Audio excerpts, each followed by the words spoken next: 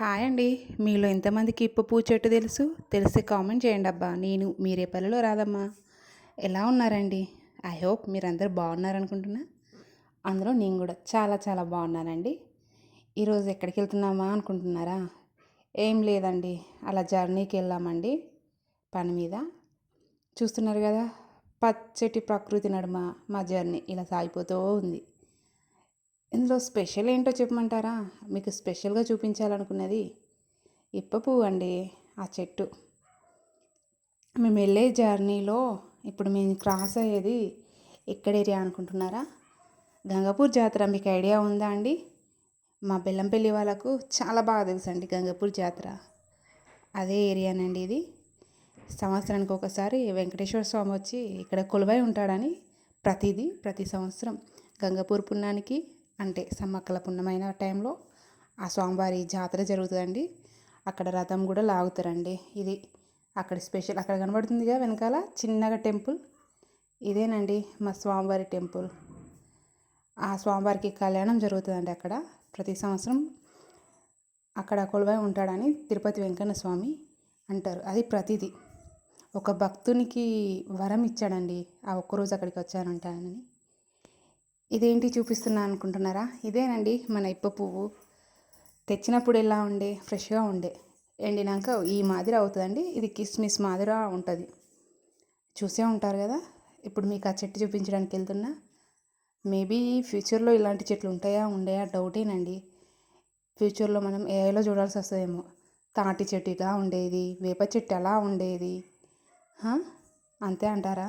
Maybe నాకు అలానే అనిపిస్తుందండి. మనిషి తన స్వార్థాల కోసం ఉన్న భూములను, జాగలను, అక్కడున్న ప్రకృతిని నాశనం చేసి తన స్వంతానికి ఇల్లులు కట్టుకుంటుండండి. కానీ మనిషి స్వార్థానికి అంతూ అదుపు లేక ప్రకృతిలో ఉన్న జీవాలకు ఎంత అన్యాయం చేస్తున్నారండి కదా. అందుకే పొలాలలో ఉండాల్సిన పాములు ఇళ్ళలోకి వస్తున్నాయి, జంగల్లో ఉండే కోతులు ఇళ్ళలోకి వచ్చేస్తున్నాయి, అలాగే అడవి మృగాలు వస్తున్నాయండి. ఏం చేస్తాం, తప్పదు కదా. ఇక టాపిక్లోకి వచ్చేద్దాం. ఇదేనండి మనం చెప్పిన ఇప్ప పువ్వు చెట్టు. చూసారా? ఇది ఇలా ఆకులు ఎర్రగా ఉంటాయండి. ఇంత పెద్ద చెట్టుకి కాయలు కాస్తాయి. ఇప్ప పువ్వు కాయలు అనద్దండి, ఇప్ప పువ్వు. ఇప్ప పువ్వు అయినాకనే కాయ కాస్తుందండి. ఉప్పకాయలు అనేటిదేమో నూనె ప్రెస్సింగ్కి అనేది వెళ్ళిపోతుంది. ఇప్ప పువ్వు మాత్రం స్వీట్స్లలో వాడుతున్నారండి. ఇప్పుడు మన ఆదిలాబాద్ ఏరియాలో బాగా ఫేమస్, తెలంగాణ ఫేమస్ అయిపోయింది ఇప్ప పువ్వు లడ్డు. చూడండి అబ్బా, ఇది ఇప్ప పువ్వు చెట్టు. ఇది నేను చిన్నప్పుడు మా అమ్మమ్మ వాళ్ళ ఇంటికి వెళ్ళినప్పుడు చూశానండి. మళ్ళీ ఇన్నేళ్ళకి ఇప్ప పువ్వుని చూశానండి. చూసారా అక్కడ చిన్న చిన్న ఇల్లు కనబడుతున్నాయి చూడండి, అదేనండి ఇప్ప పువ్వు. అది ఏరుకోవడం చాలా కష్టం అండి. అది ఎర్లీ మార్నింగ్ పడుతుందండి. అలా ఎర్లీ మార్నింగ్ వెళ్ళి తెచ్చుకుంటారు. ట్రైబల్ పీపుల్స్ అయితే అలానే తెస్తారు. మనలాంటిలోకి దొరకడం చాలా కష్టం లేండి. ఆ చెట్లు ఎక్కడ ఉన్నాయని ఇళ్ళల్లో. అట్లా దొరికినప్పుడు వాడుకోండి అబ్బా ప్రకృతిని. అవన్నీ అట్లా కలెక్ట్ చేసుకున్నానండి. చూసారు కదా ఇప్ప పువ్వు.